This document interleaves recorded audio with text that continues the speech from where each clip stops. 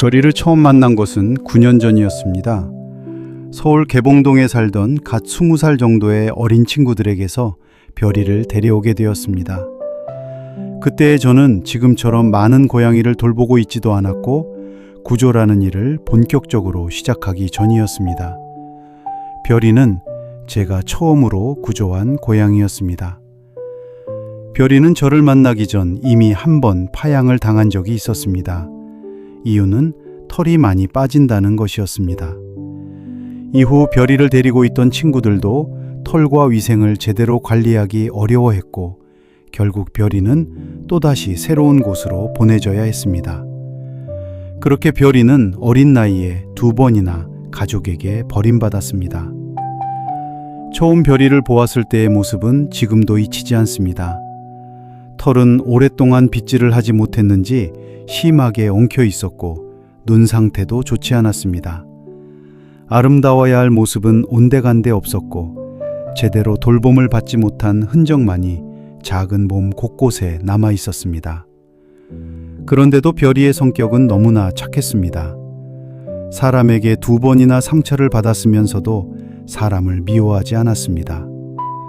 낯선 손길을 피하지도 않았고 조심스럽게 다가가면 가만히 몸을 맡겨주었습니다. 마치 자신을 이번에는 버리지 말아달라고 말하는 것 같았습니다. 별이의 나이는 당시 2살 정도라고 했지만 중성화 수술조차 되어 있지 않았습니다. 별이를 데려오자마자 건강 상태를 살피고 중성화 수술을 진행했습니다. 낯선 곳으로 옮겨온 데다 수술까지 받았으니 불안하고 힘들었을 텐데 별이는 놀랄 만큼 빠르게 적응했습니다. 마치 아주 오래전부터 이곳에 살았던 아이처럼 편안하게 밥을 먹고 잠을 자고 제 곁에 머물렀습니다. 어쩌면 별이는 알았던 것 같습니다. 이번에는 자신이 다시 버려지지 않을 것이라는 것을, 이곳이 잠시 머물다 떠나야 하는 곳이 아니라 자신의 마지막 집이라는 것을 말입니다. 그렇게 별이는 제게 구조의 시작이 되었습니다. 별이를 만나면서 한 생명의 삶이 사람의 선택에 따라 얼마나 달라질 수 있는지를 알게 되었습니다.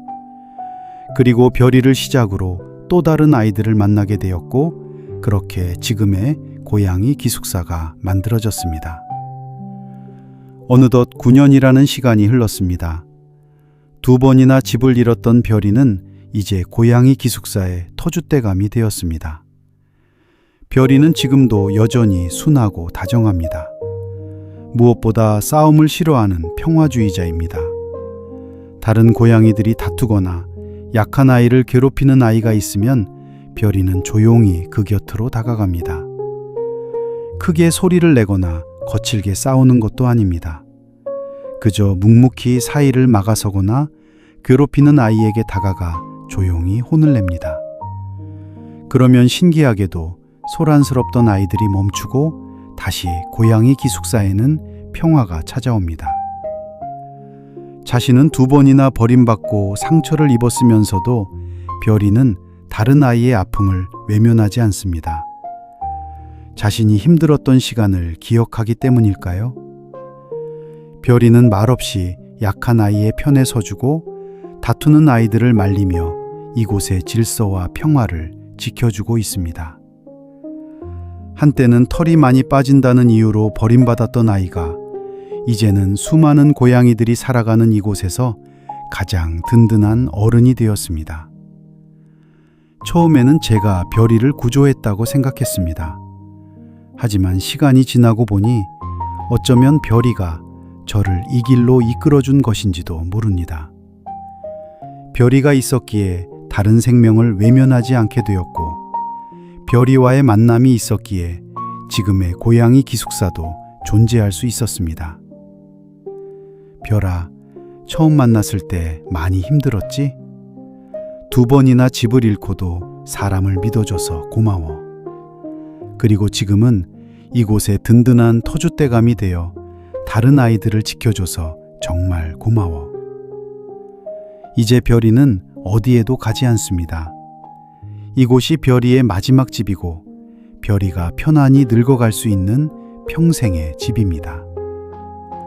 별아, 내게 구조의 시작이 되어줘서 고맙고 고양이 기숙사의 평화를 지켜줘서 고마워. 앞으로도 지금처럼 건강하게 우리 곁에서 오래오래 함께 해주렴.